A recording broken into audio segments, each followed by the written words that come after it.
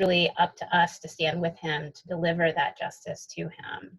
And Sophia has been leading this incredible team, and we are very grateful as part of his legal team to be part of this fight and to join them, in particular for seeking a pardon and to sue for his release. So earlier this year, as you all know, thanks to the incredible advocacy that all of you did, all of the letters, all of the calls that you made, Governor Cuomo granted Usman a pardon, this extraordinary act that breathed new life into our efforts to fight his deportation. And we were really hopeful at that point that the pardon would also give us a chance to pressure ICE to release him. But as you know by now, ICE pretended like the pardon didn't exist, that this extraordinary act of redemption, an act that has erased the only criminal conviction left on Usman's record, that it was meaningless. And so it is unbelievable that today in 2020, ICE pretends like nothing has changed, that despite years of Usman having a clean record of becoming a husband and father, of earning his GED, of leading his unit, of even getting a stay of deportation in recognition of the strength of his case, none of that has changed ICE's mind that Usman is a threat to public safety.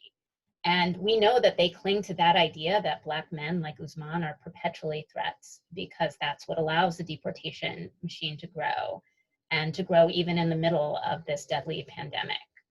And so far, the courts have really given ICE a rubber stamp to do what they're doing. As you've heard, the immigration judge recently denied Usman's release. And what was his reasoning? Because his ties to this country were too strong. The federal courts have denied his habeas petition, which is a petition to sue for his release. And they did it because they said he hadn't been locked up long enough since ICE ordered him deported.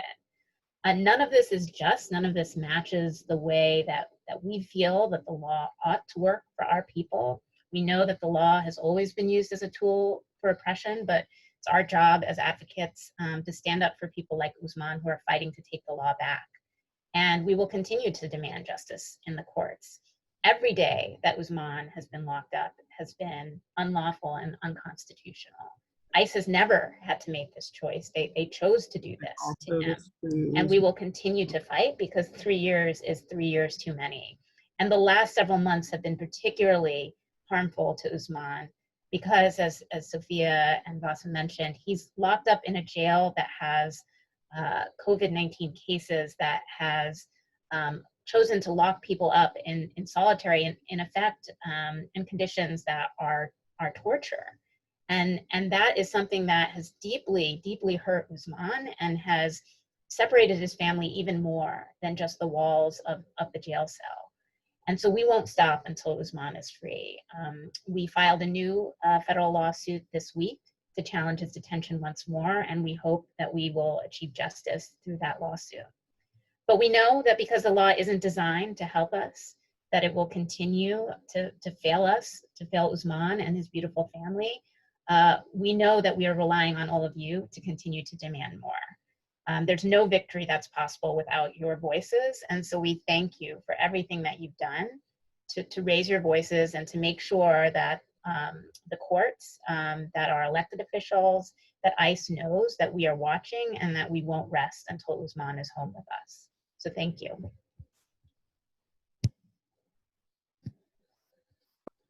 Yeah, and if you want to keep following what's going to be going on in his case, we're going to keep sharing the information as his case progresses. You could just follow the Free Usman hashtag, which I use pretty frequently, and we'll give people updates about his court appearances in the federal district courts in New Jersey, as well as the status of his pending appeal at the Second Circuit, because his deportation case right now is basically in the hands of the Second Circuit. It's being heavily litigated by Suchi Mathur and other people at the Bronx Defenders and the NYU Immigrant Rights Clinic. And we're just going to keep fighting. And really the biggest factor for Usman right now is to get him home to his family and to his daughter.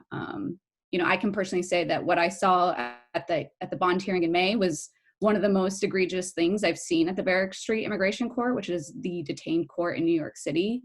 I've never seen quite something like that, where his community ties, his family were used essentially against him. You know, from my perspective, it was basically that the immigration judge thought because Usman has so many people here, because he's so American, that he would run away if he were to lose his case, and that he didn't think he had a strong case. He essentially was thinking that he would be on some Bonnie and Clyde expedition with his family if he were to lose, which is just goes against all logic that he's supposed to be using as an immigration court judge in that moment. Not to mention that he, 4 days later, got the stay of deportation after Alina argued at the Second Circuit Court of Appeals, which we can also share that audio because she was amazing. For this stay of deportation to be granted, the Second Circuit Court of Appeals basically has to find two things, which is likelihood of success on the merits and whether or not he would suffer, you know, severe harm if he were to be deported during his appeal process. So even though 4 days later, the Second Circuit Court of Appeals, the highest court in this part of the United States, themselves thought that he had a likelihood of success on the merits, the immigration judge still refuses to release him, still refuses to think that he deserves to be with his family. And we know why that is. It's basically anti-Blackness. It's a devaluing of his Black family and his entire community. So that's why we're going to the federal district court again to try to get him out. But if people want to stay tuned, I'll definitely be sharing, and we'll all be sharing updates. But now I want to flip it to Shannon Cumberbatch from the Bronx Defenders. She's the Director of Diversity, Equity, and Inclusion. She's going to be reading a statement from Usman's wife and partner of the past 6 years, Lachelle Darboux. She wrote a statement to be shared with y'all, and so Shannon's going to read that right now. Thanks, Sophia, and thank you, Lachelle, for allowing me to share your words. My name is Lachelle Darboux. I'm writing this letter to express why it is important for my husband, Usman Darboux, to be released. Usman and I have a 2-year-old child together. Her name is Sanai. I've been with Usman for 6 years, but I've known Usman since high school. Over the years that I've known Usman, he has been a caring, loving person. He has always been my backbone to what I'm going through in life, good or bad. He helps me get through all of it. He's been away for 3 years now, and life, my everyday feelings and thoughts haven't been the same. I've been more stressed and overwhelmed than ever. It hurts for me to watch my husband try to build a bond with our child through glass or through telephone. To see my daughter who can't even hug her father is just heartbreaking. Everybody thinks that we are fine without him, but even more than financial help, I need my husband with me and my daughter physically and emotionally. I talk to my husband about everything, and I feel like I can't even tell him how I feel anymore because of the thought of him feeling helpless and helping me. I've watched my husband change tremendously through our phone conversations and visits, and to be honest, as his wife, I have never seen him so into his religion. He's taking it more seriously than ever, helping Muslim men inside understand the Quran, learning how to read in Arabic, and even trying to help me get a better understanding of the religion. You and others may wonder why I never gave up on my husband, why I stayed. I've watched Usman be a great brother, a great son, a great uncle. I've watched him help others when he couldn't even help himself. He cared about me when I didn't care about myself.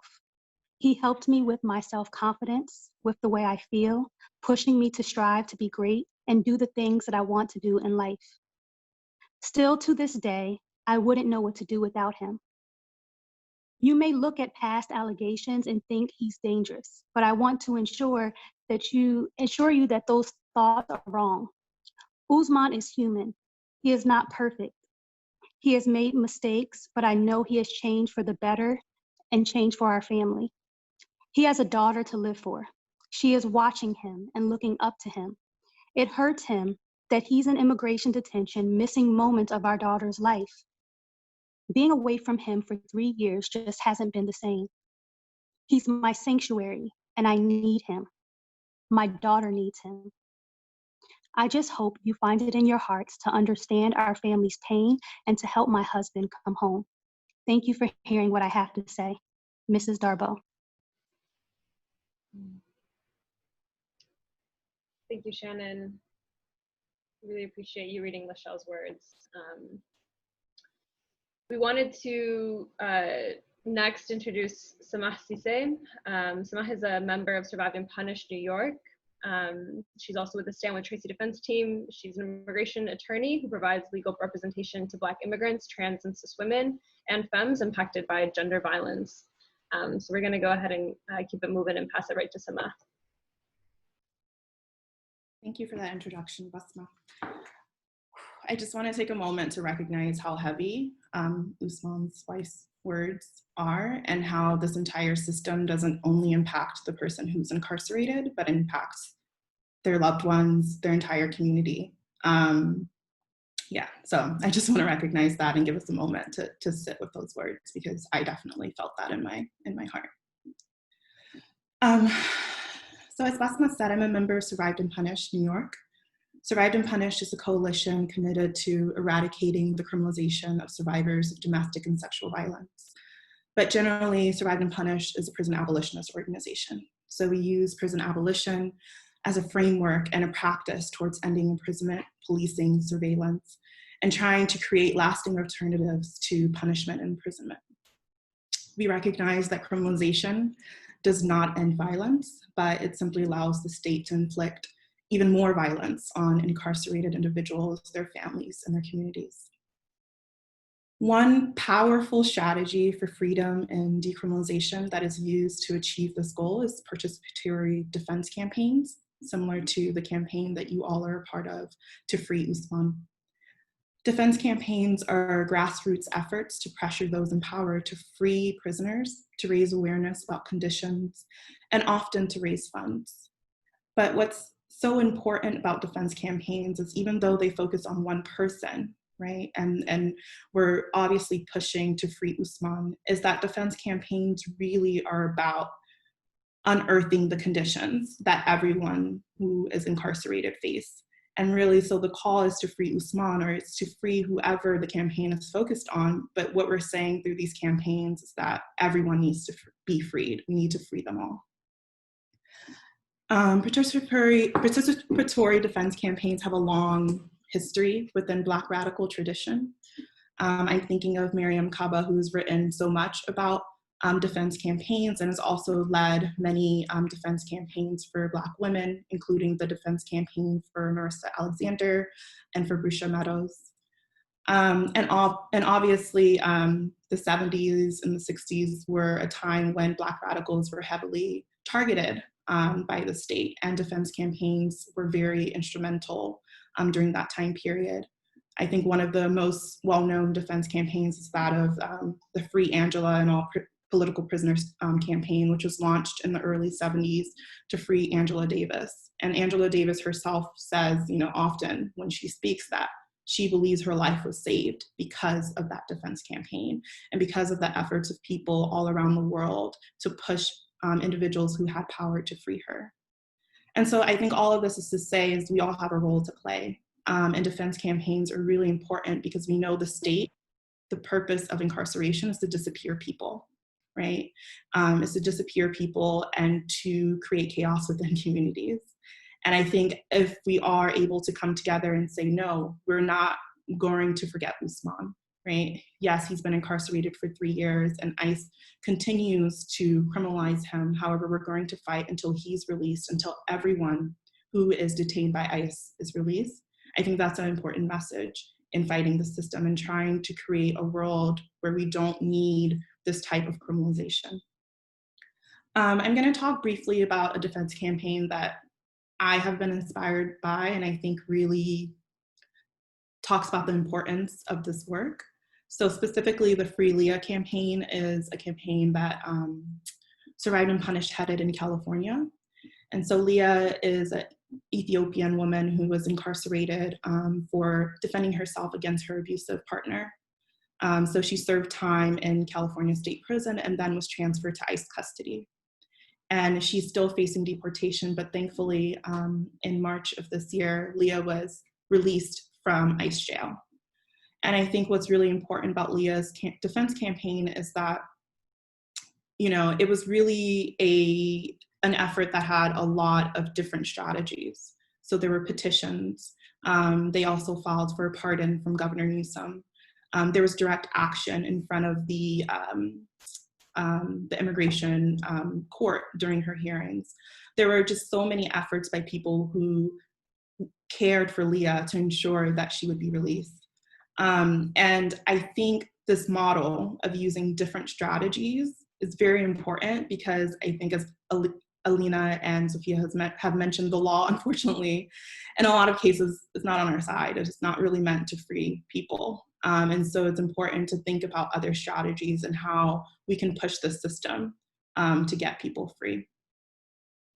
You know, it's not lost, the fact that Ousmane is a Black man from the Bronx, and the way in which the NYPD and ICE specifically target Black immigrants. We know that the Bronx is heavily policed, that Black and Latinx communities are heavily policed. And even though New York City claims to be a sanctuary city, we see how the NYPD's over-policing and anti-Blackness directly leads people into ICE custody.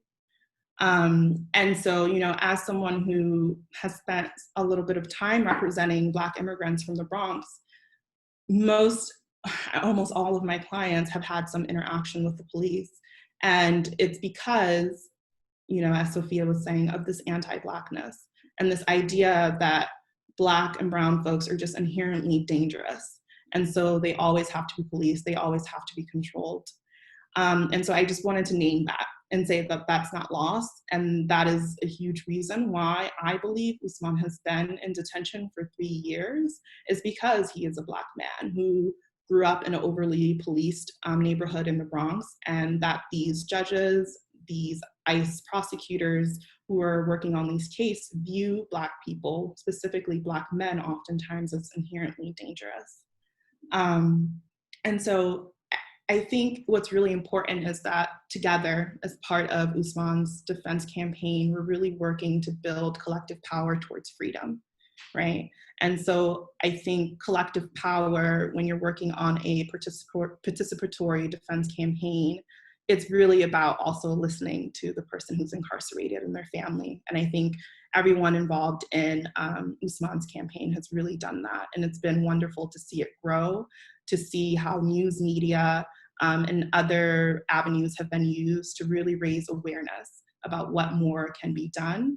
And so, yeah, I think I'll stop there. I just wanted to provide that brief background to recognize that this is all steeped in history, and to say that even though this campaign is focusing, again, on Ousmane, the power of participatory defense campaigns is that they shine a light onto the conditions in which all people who are incarcerated go through. And so our call here is really free them all.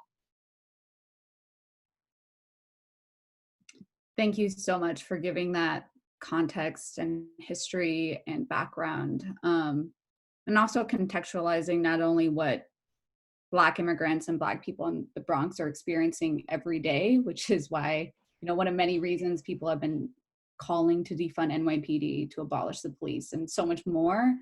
But also just the importance of participatory defense campaigns, because, you know, as Alina was saying earlier, the law is not on the side of Black people. The police are not, obviously.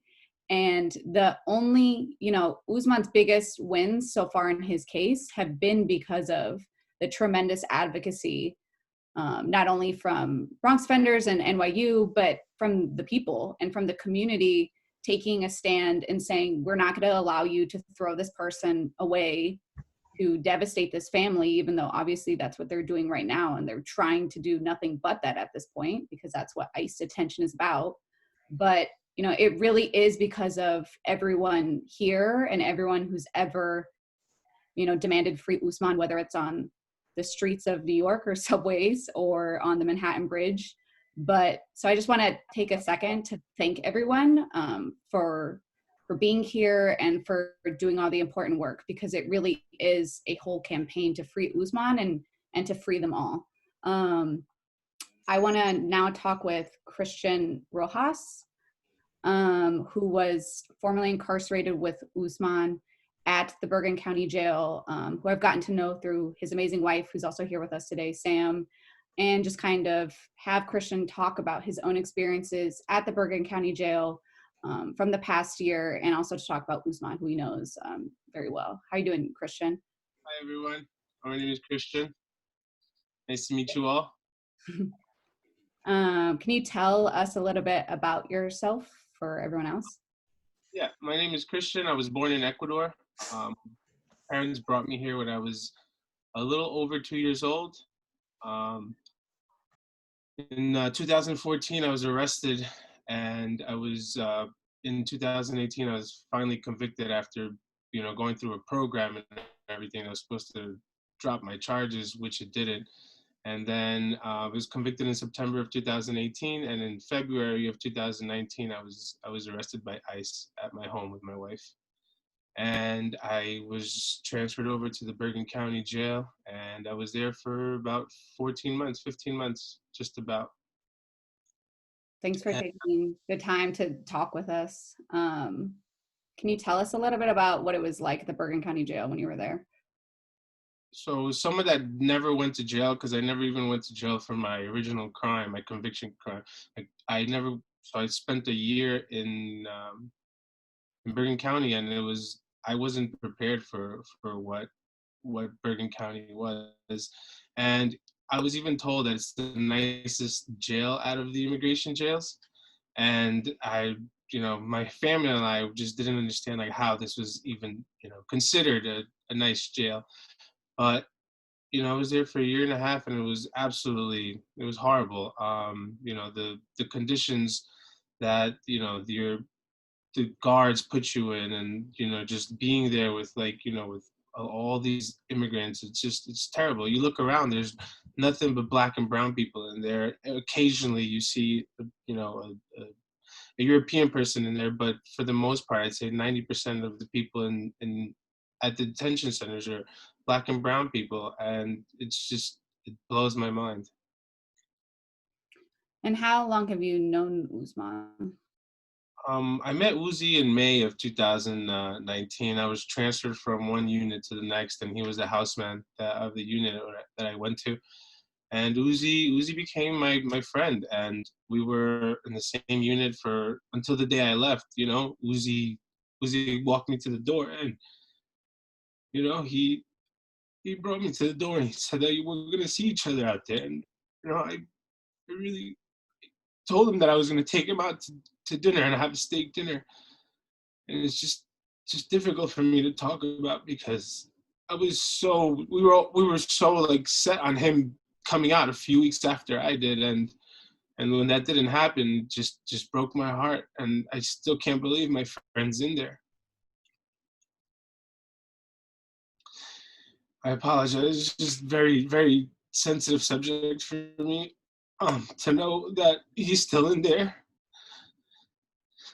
We would say to each other, we're suffering, we suffered together, and we're gonna get through this. And it just sucks to know that he's still in there and I'm out here, and I can't do anything for him. You don't need to apologize. It's hard.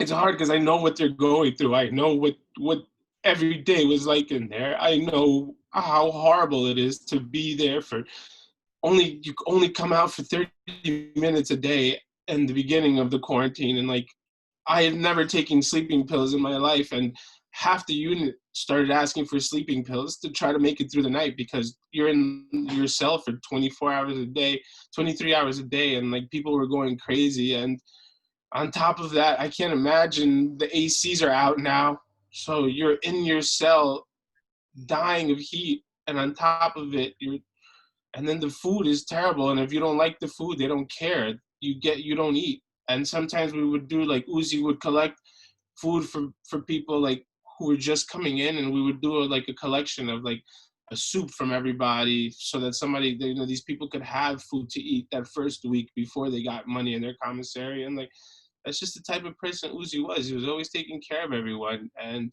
you know, he made me, you know, he pushed me to work out. And he is insatiable with like learning. And that's just the type of person Uzi is. That's the Uzi I know. That's my friend. And it really pains me to know that he's in there still. Thanks for sharing all of that. I don't think a lot of people know what the Bergen County Jail is like for a lot of people. So it's really powerful for you to share your own experience. And it's just, we're very honestly super grateful that you're here to talk about it. I know it's really hard for you to talk about it. It's tough right now. Yeah. If you could just, you know, talk about, you know, why you are here for Usman. You know, Usman is someone who's being painted by, you know, you've been through these courts, you've seen these prosecutors, you've seen the judges and the officers and the way that they try to dehumanize people, and someone like Usman. Can you just talk a little bit about, you know, like why you feel strongly about supporting him and being here today? Yeah, Usman's fight is every immigrant in detention's fight. You know, everybody just wants to get out, and I know Uzi's just prays to get out. And to piggyback on what his wife had said, I'm not a practicing Muslim, but he brought me a book, and he's like, you probably have misconceptions about, you know, the Muslim religion and Muslim people in general. And he brings me books, and he like teaches me, and like I had no idea about like, you know, Muslim religion and everything, and he put me on and like taught me things, and like I'm here for him because he's there for everybody in there, and he has no idea how many people are behind him. He has no idea. And I've spoken to Sophia about this. He can't even like begin to grasp the amount of support he has. And I didn't even realize how much support he had. And it's hard when you're in a place that literally just wants to wear you down and wants you to just give up. And it's hard to try to feel that connection with people out here fighting. But I just want to thank you all for the work that you guys all do, especially for him. You know, you guys are all doing God's work, and I wish I could be doing more, but I know that Uzi's in great hands with Sophia and her team, and I just want him to get out. Thank you, Christian. I again just want to reiterate that we all really appreciate you being here, and for Sam being here, and for Sam being such an amazing advocate also in her own. I've really got to know both of you, and you're both just amazing people. I'm now going to play a statement from Usman himself that was recorded yesterday. So give me a moment.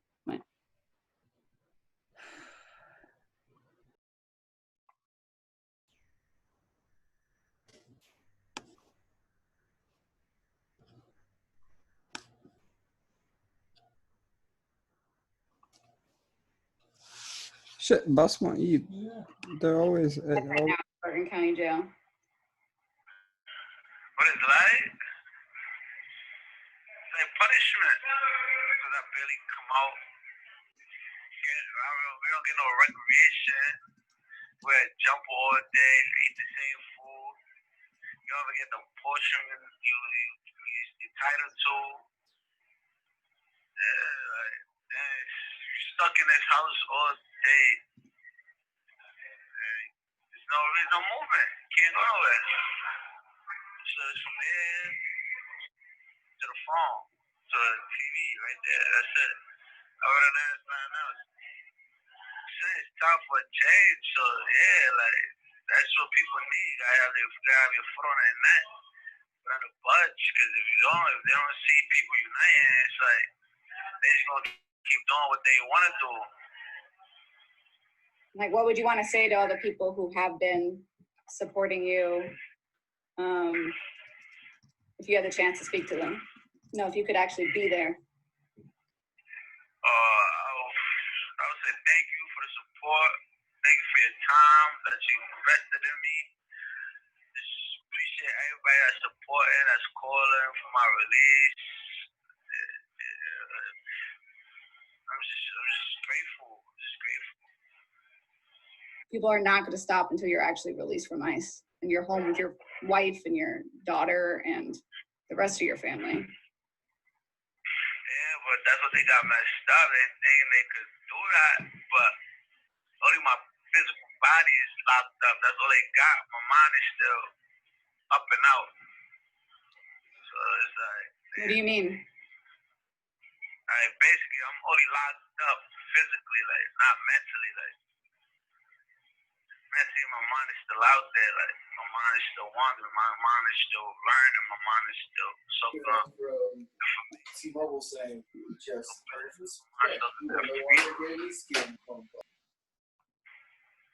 But my physical body is there. That's what they got.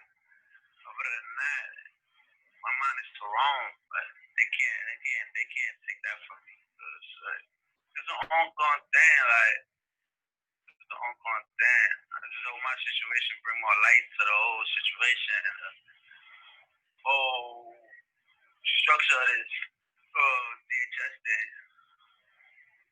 Just because you had contact with the police doesn't mean that you should just be locked away for 3 years, that you should be exiled from your community and from your family. Yeah,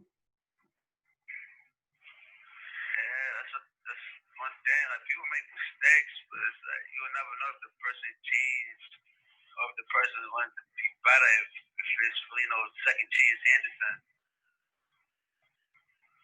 And what do you look most forward to once you're out? Just being with my family and being able to just wake up to them and provide for them and just do the little things in life. So like, I let them think what they want to think. But to be honest, I can't change I can't change nobody's idea of me. All I can do is just show them wrong or show them better. Like I could just show. That's it. I could tell them I change all I want, but it's actions that's gonna speak louder in this case.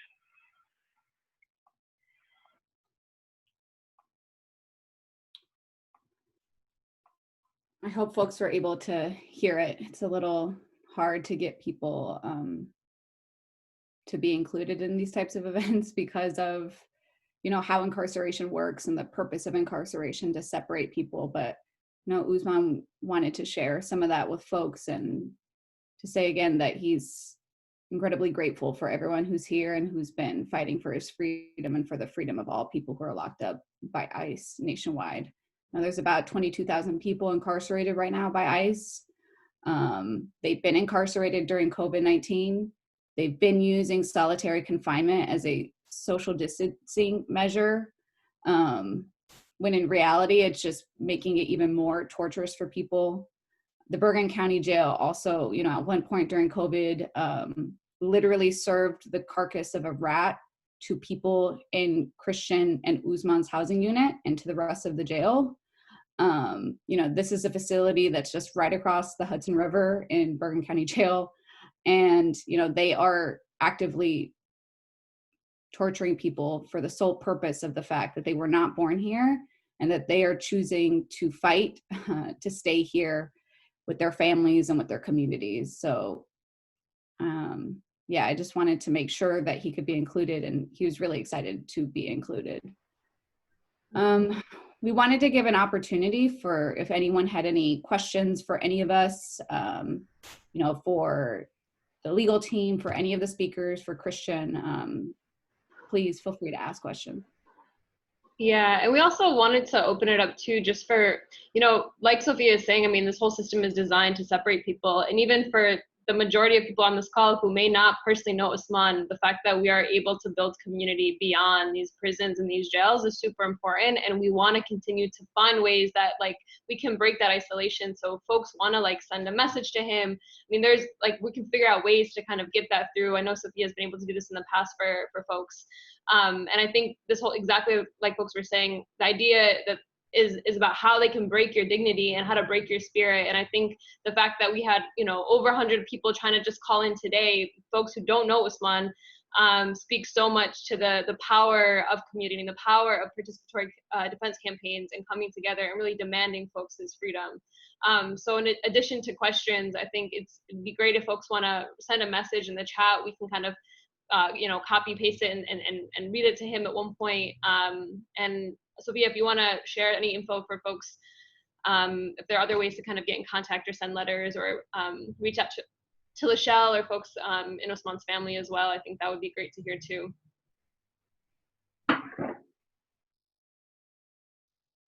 Sure. There's been a fundraiser that has been circulating for Lachelle and his wife Lachelle and their daughter. We can circulate that after the event as well. In terms of commissary, we can also kind of explain and send instructions about how to donate to his commissary. I think we've mentioned at one point that he is the houseman of his housing unit in South 8. As Lachelle would say, she doesn't like the term houseman to describe his role, given the pretty overt connotation that it has to chattel slavery in this country and the slavery of Black people in this United States of America. But that is a title that he has within the facility. He was chosen by the sergeants to do that. And that's his only means of income. And I think it's about $14 every week or two. Every 2 weeks. Thanks, Christian. I can see you. And yeah, we can connect and try to set that up for people for a way to do that, as well as writing to him.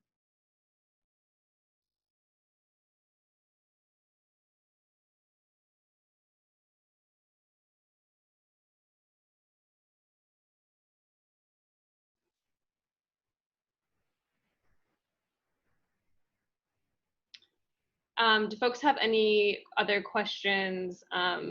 Christian, I don't know if you'd be open to, taking questions as well. I think people can either come off mute, or if people want to send a question in the chat, feel free. We've got a little bit of time before we jump into the phones app.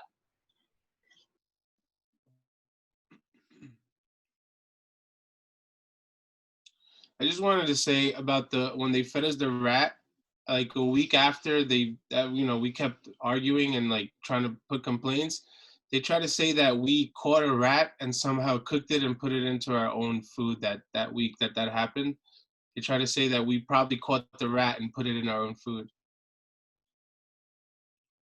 Easter. Yeah. They said that to you? Yeah, they said that you guys probably caught the rat and put it in your own food. And at that time, everyone was still locked in for 23.5 hours a day. Yeah. So you had a half hour to cook, shower, make a phone call. Like, in what time would you be catching a rat and cooking it? It doesn't none of it makes sense. Thanks for sharing that. I didn't know that they had said that. Again, just underscores that ICE incarceration, no matter the facility, whether it's a local jail, whether it's a private detention facility, whether it's a camp on the border, like these are the conditions in all parts of the country that people are being locked in right now. The people in the Bergen County Jail are by and large people from New York City. They're New Yorkers, they're our community members.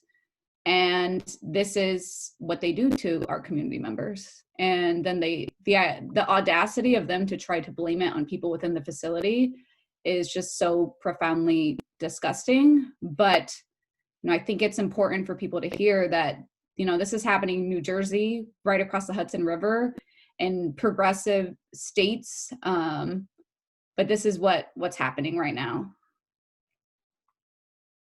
Yeah.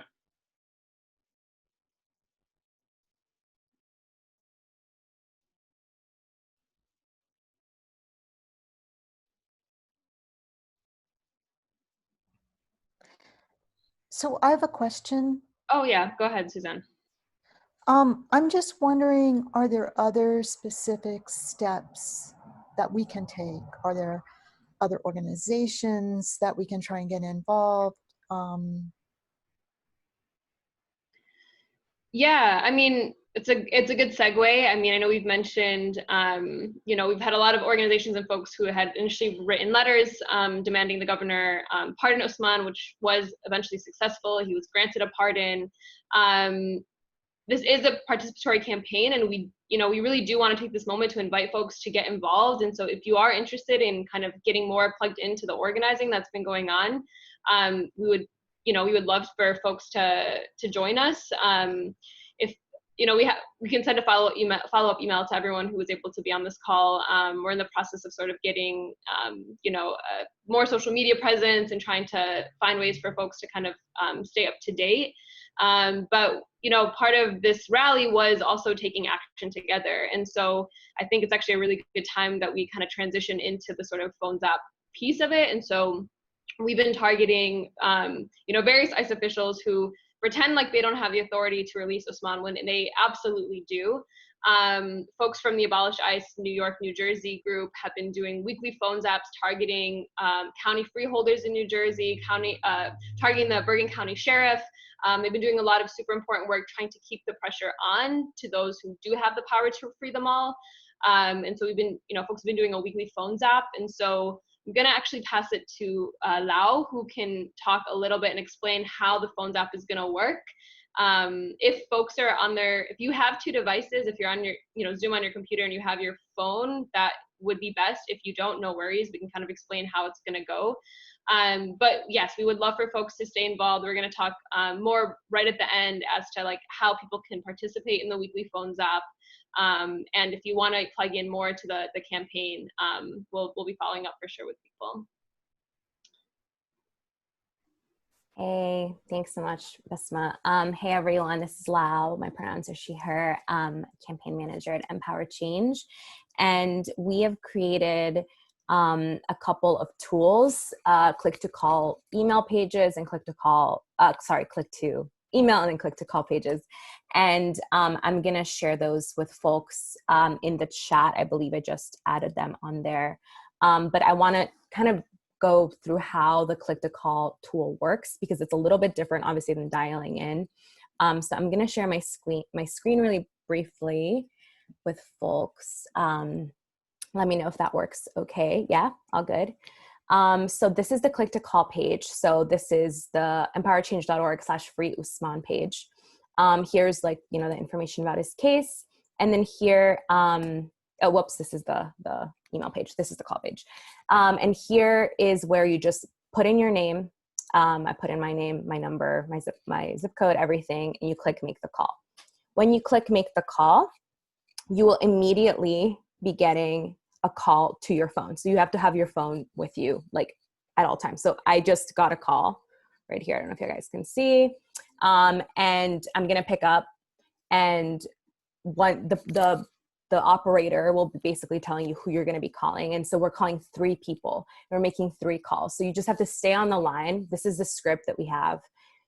So it's right in front of you once you get on. Stay on the line. You'll make a call to the field office director, the assistant field office and deputy field office directors. And it should take, anywhere between 5 to 10 minutes to just go through all 3 calls and, share the whole script, if that. But I did want to share that's sort of how it works. You're not going to be doing any dialing whatsoever. Just immediately it's going to take you. Just stay on the line. Don't hang up. If you, for some reason, would like to skip the first person or second person, or you just, I don't know, you can do the star. You press star to skip. So that's how that works. If there are any questions, please feel free to just message me one-on-one. And I'm happy to talk through this with anybody. This is the email, click to email page. So this is the email that we've written that you can adjust, add whatever you want, obviously not that. And then add your voice, click, and then it'll send an email directly to those same 3 people that we're targeting today. Additionally, let me just pull this up.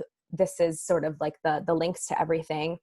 Elijah from a DSA has also created additional scripts to target the sheriff and freeholders, as well as a link to next week's Phones App, that the weekly Phones App that Basma just mentioned. So I don't know, Elijah, if you want to share a little bit about that now, but before we do that, I do want to see if folks have any immediate questions that they have that I can answer. let me know.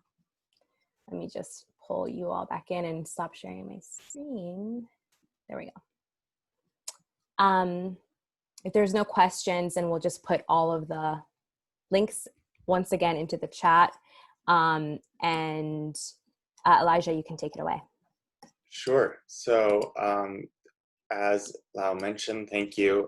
So a group of us has been doing these weekly phone zaps, every week since basically the pandemic hit. Many of you are familiar faces who have joined those almost every week. This script here is some additional targets for Bergen County, the sheriff, as well as the freeholders and the county executive.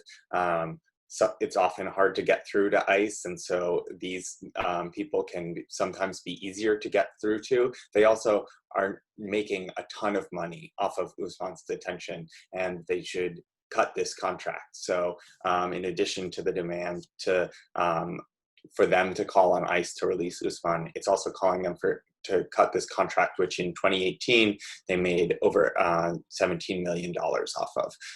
So that's that additional script. At the bottom is another script about freeing folks who have, and dropping the charges of folks in New York, because all of these issues are connected.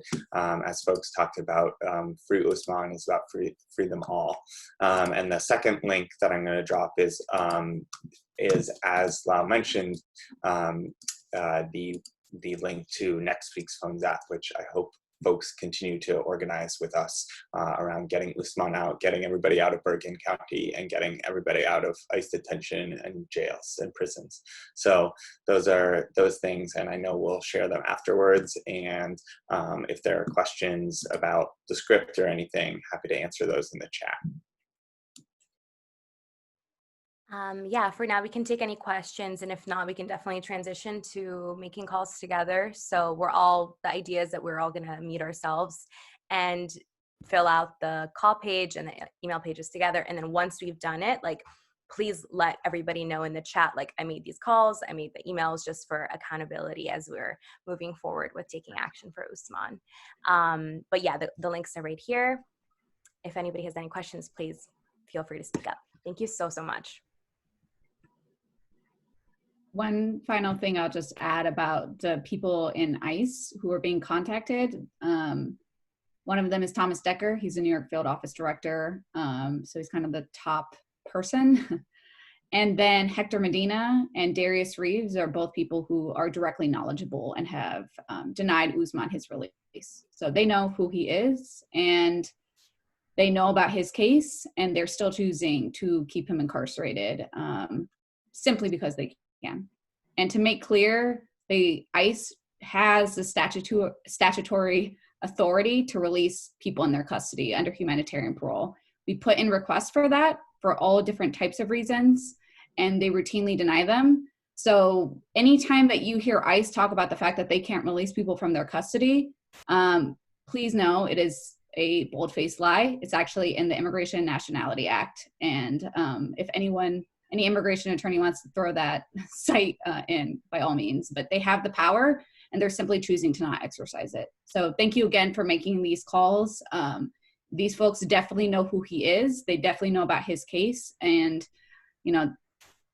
all we can do is keep pressuring them to do what's right if they have the capacity to even do that. And thank you, Sophia, for that. One thing is you can also follow the campaign on Instagram at Free Usman.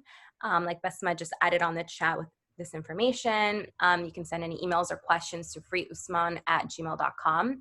And if you want to share, one thing that is really, really helpful is to share the click to call and click to email pages on social media with the hashtag Free Usman, so that our different organizations can retweet and get them out to even more folks. So if you use the hashtag Free Usman with any tweets about Usman, that would be really helpful for us. And once again, the links are empowerchange.org/Free Usman and empowerchange.org/Free Usman email. So if you want to tweet about any of this and share, that's the links that you want to share on Twitter. I think that's about it. And I'll pass it back to Besma.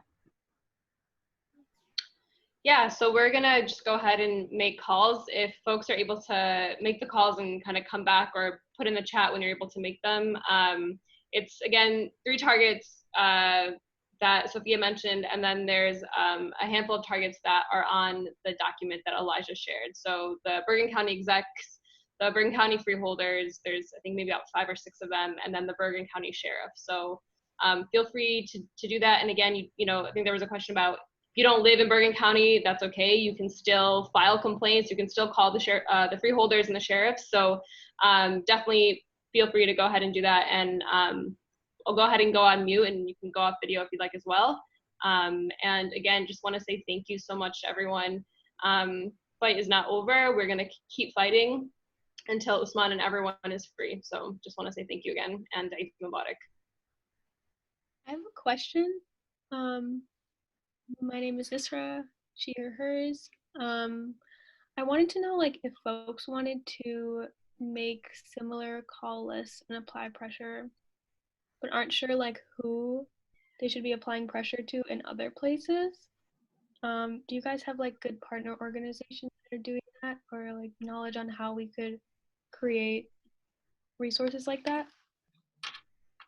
Yeah, if you're looking to kind of start a participatory defense campaign or to plug into folks, I mean, people are detained across the country. And so if you're looking for thinking about like how to strategize and who to target, we've gone through a bunch of different targets.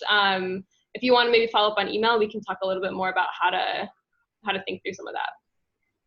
And I just wanted to add, I just dropped it in the chat, but Survived and Punish, which for me, the Free Leah campaign was super inspirational and a huge reason why we took it to the level of a participatory defense campaign.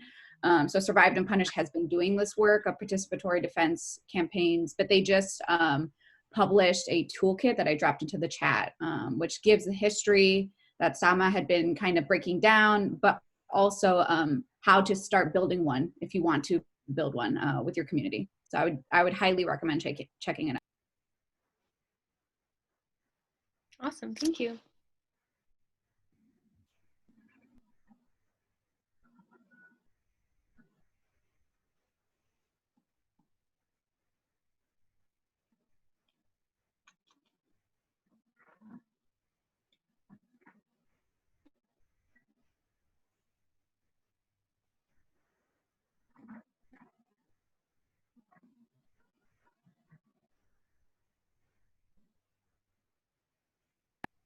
Yeah, for folks who might be getting the voice message machines being full, that's classic. They don't answer their voice messages apparently. But emailing is totally, by all means do it. I can personally attest that those email addresses are functioning.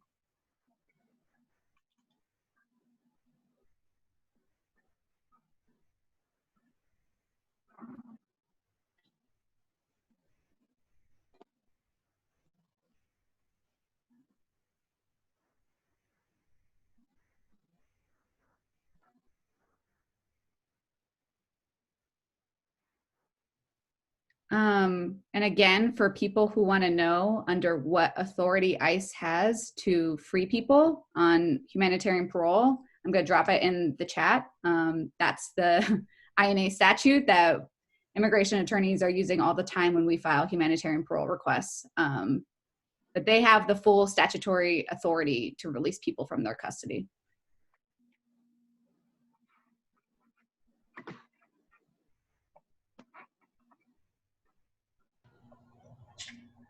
No one's talking anymore.